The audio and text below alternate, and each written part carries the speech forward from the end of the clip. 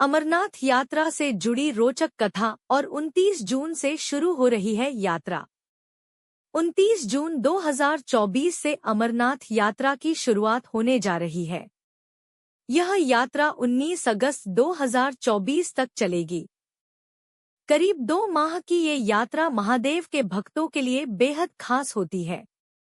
ये यात्रा श्रीनगर से 15 किलोमीटर दूर करीब 13,000 फीट की ऊंचाई पर अमरनाथ की गुफा में पूरी होती है। हर साल लाखों की संख्या में शिव भक्त इस यात्रा पर जाते हैं। धार्मिक मान्यताओं के अनुसार अमरनाथ यात्रा करने से व्यक्ति को सुख समृद्धि का आशीर्वाद प्राप्त होता है। साथ ही कई रुके हुए कार्यों को भी गति मिलती है। यही कारण है कि शिव भक्त इस पूरी यात्रा को बड़े श्रद्धाभाव से पूरा करते हुए बाबा बर्फानी के दर्शन करते हैं। अमरनाथ की खासियत यहाँ के पवित्र गुफा में बर्फ से शिवलिंग का बनना है। वहीं हिंदू धर्म में अमरनाथ यात्रा को बेहद शुभ माना गया है और इसके महत्व और नियमों का उल्लेख भी कई धार्मिक ग्रंथों में किया गया है। ऐसा कहा जाता है कि यह वही जगह है जहाँ भगवान शिव ने मां पार्वती को बहुत से रहस्य बताए थे।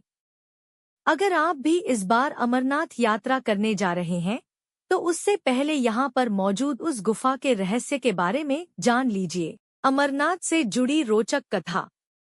ऐसा कहा जाता है कि एक बार पार्वती जी ने शिव जी से कहा था कि आप अजर अमर हैं और मुझे हर जन्म के बाद आपको पाने के लिए नए स्वरूप में आकर फिर से कठोर तपस्या करके आपको प्राप्त करना होता है। आपके अमर होने का रहस्य क्या है? मां पार्वती की इस बात को सुनकर शिव जी ने उनसे एकांत और गुप्त स्थान पर अमर कथा सुनने को कहा।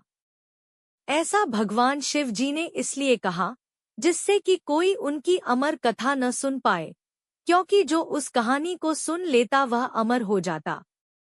कहा जाता है कि यह जगह अमरनाथ की गुफा ही थी, जहां शिव जी मां पार्वती से ये रहस्य की बात कर रहे थे। इसी के आगे कहा जाता है कि जब भगवान शिव जी ने पार्वती जी को कहानी सुनाना शुरू किया तो उसमें जगत के सबसे बड़े रहस्यों का भी जिक्र था। लेकिन ऐसा कहा जाता है कि भोलेनाथ की कथा सुनते सुनते माता पार्वती सो गई थी और महादेव को इस बात का एहसास नहीं हुआ और वह कथा सुनाते रहे।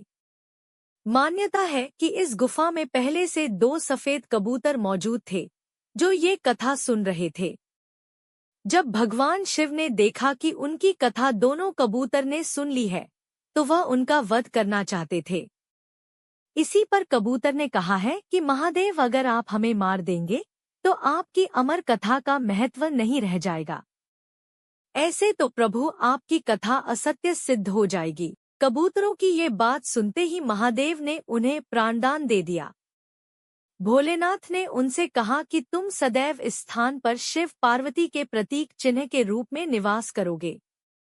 तभी से लेकर ऐसी मान्यता है कि यह कबूतर का जोड़ा अमर हो गया और कई श्रद्धालुओं ने उन्हें यहाँ पर देखने का दावा भी किया है।